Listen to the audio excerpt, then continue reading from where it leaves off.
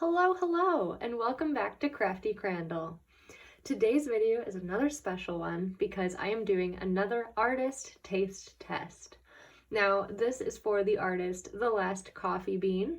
I primarily know them through Instagram, although I did actually come across their art because of the app Art Amino about a year and a half ago, 2 years ago now at this point. So I've been their fan for a really long time, and their work has just continued to impress me, and so I wanted to do a taste test video wherein I do their Draw This in Your Style challenge. So The Last Coffee Bean posed this challenge with this piece of artwork right here, and so today in this video I am going to be painting the sketch that I made, wherein I take this and I apply it to my style. Now, I would like to preface this before we start that because this is an artist taste test video, I did try to incorporate as much of The Last Coffee Bean's style as possible. So while this video is technically a Draw This in Your Style challenge, I did try to incorporate as many elements from the original artist's style as possible, while also taking my own interpretation of the piece. So without any further ado, let's jump into this video. So as you can see, I have already laid out my sketch here, and I used the red Prismacolor Coal Erase pencil that I have. I believe that's what The Last Coffee Bean uses as well. At least, typically she does do her sketches in a colored pencil, so this was definitely emulating her style. The other thing that I tried to emulate here was most certainly the vibrant colors, because The Last Coffee Bean's colors are so vibrant. It is always a joy to see their pieces because the colors are astounding every single time.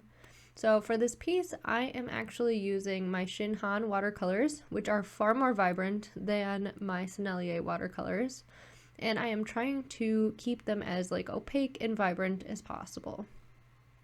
As you could see in The Last Coffee Bean's piece, the colors in this piece really are typically most yellow.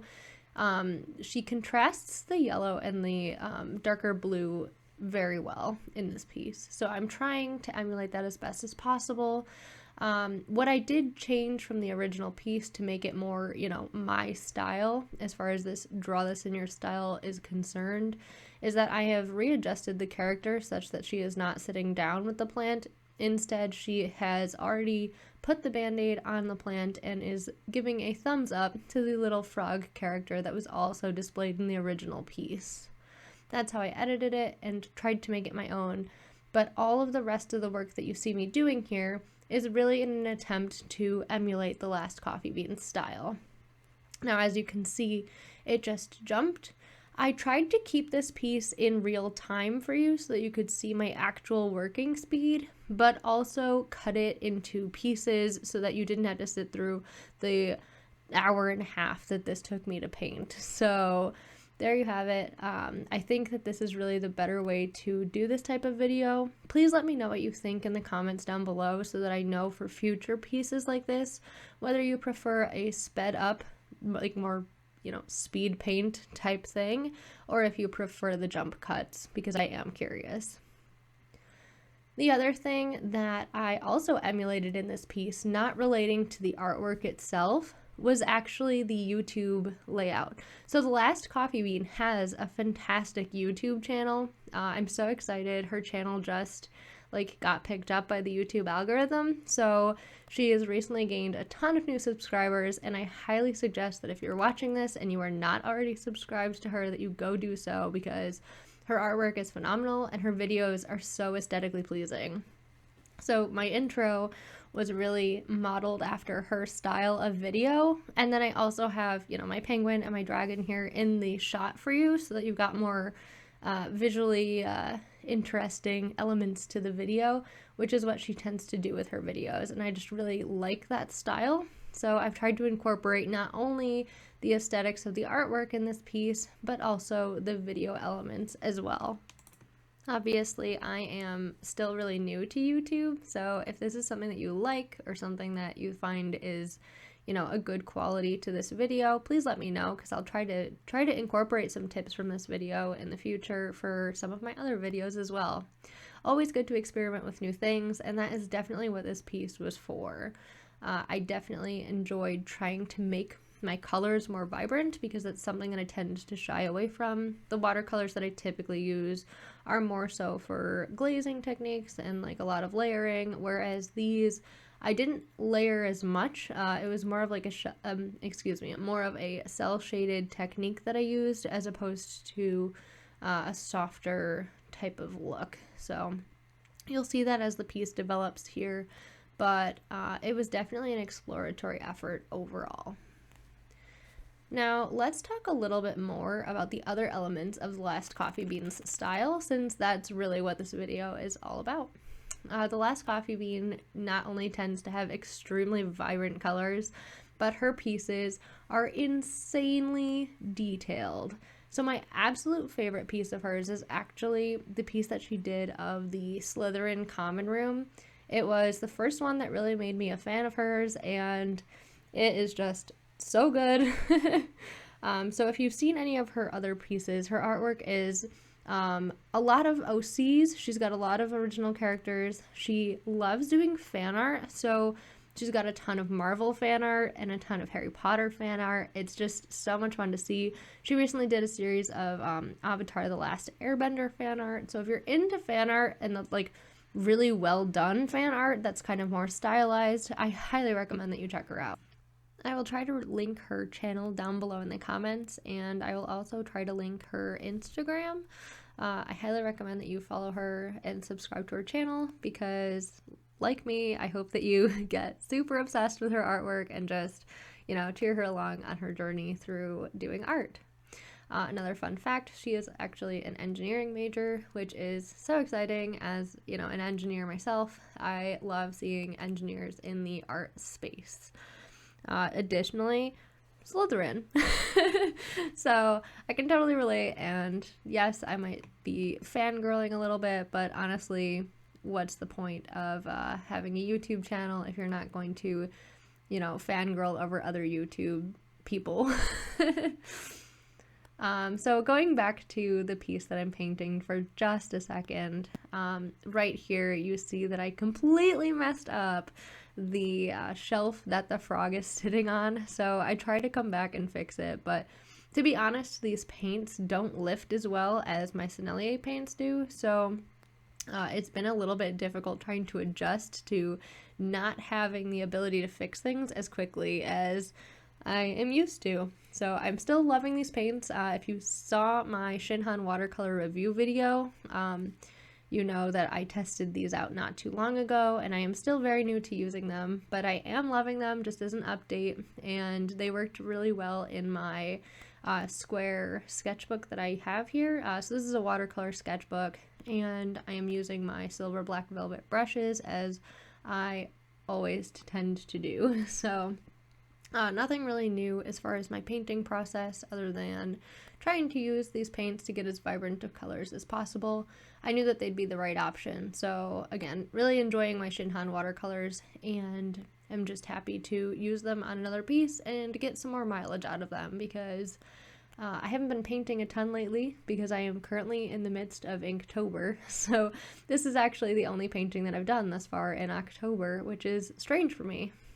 It is nearing the end of October, so I should be able to post my Inktober sketchbook soon, and then we can compare it to the previous video that I did wherein I showed you my Songtober or Inktober sketchbook from 2018. So that'll be exciting, and that should be on the way for you soon. So look forward to that.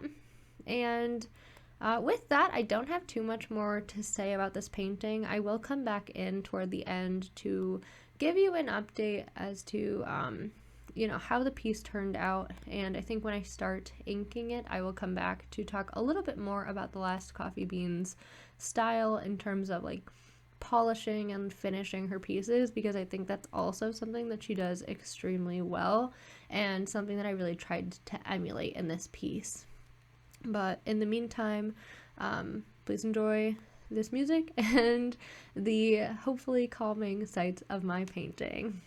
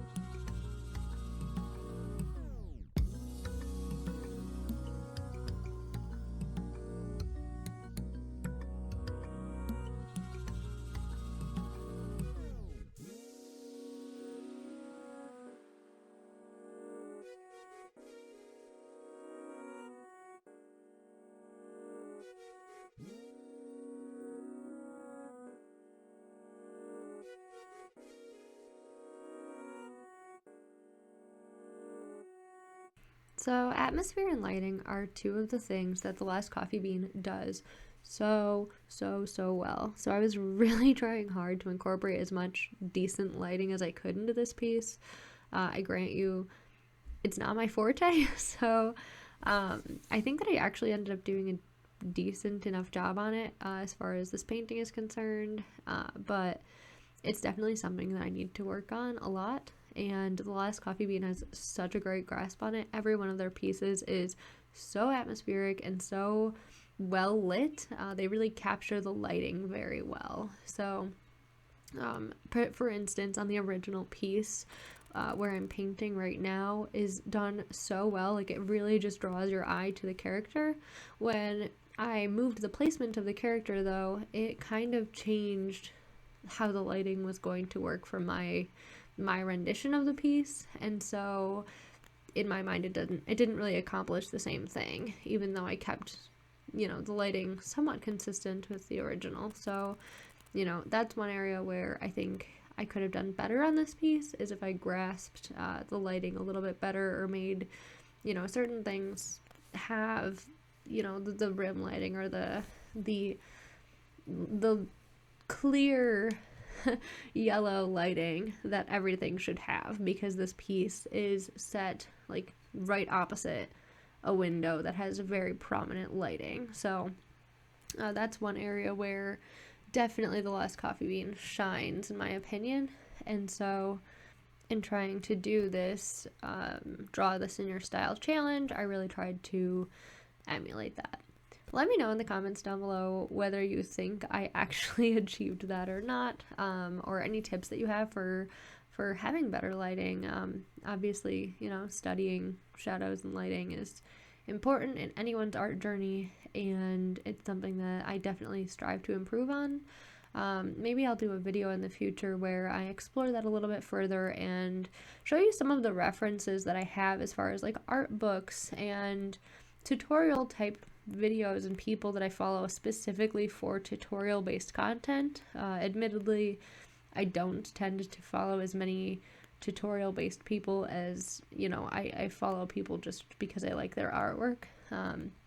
But I think that actually might make an interesting video, and obviously I too will learn from it. So let me know what your thoughts are on that, but eventually I will probably end up doing that, because I do want to do a tour of my art books and my bookshelves in general for my book related content as well.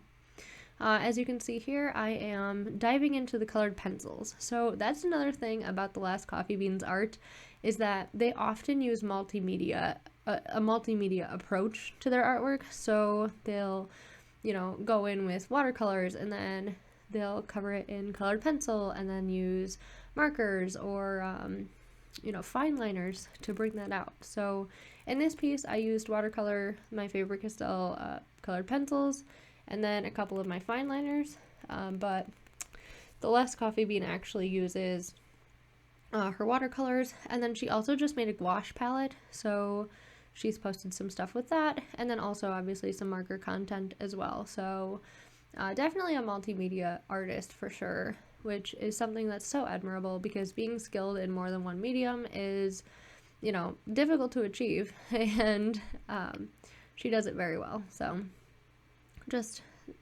further explaining how I'm trying to like approach this piece. Definitely, again, took me out of my comfort zone, but it was a lot of fun to do, and I am trying to use my colored pencils a little bit more. I've got these really great colored pencils, and I hardly ever use them. The last time that I used them was for the Draw with Jazza taste test video. So clearly these taste tests are already pushing me into, you know, a new place with my art, which is exactly why I wanted to do this series, because I knew that it would push me, you know, creatively into a new space, and I'm really enjoying it. So if you're looking to push yourself creatively, if you feel like you're in a creative rut, or you just want to expand your skills, I highly encourage that you try this. You try someone else's style, you try a new medium, or you try like emulating the way that someone else uses your favorite medium, because it can really help push your boundaries a little bit further, and it can teach you something about your own art style as well. So I've really enjoyed doing that throughout this process, and have seen an improvement in my own art because I've been doing this. So here, as you can see, I am just using my Tombow fine liner that I also got in the Draw with Jazza Arty art box. Clearly I really like those supplies a lot, and I am just going through and lining this piece. The Last Coffee Beans art is very well lined most of the time, so really trying to emulate that style. I do love it when artists like line their watercolor work. I think that it just makes it pop.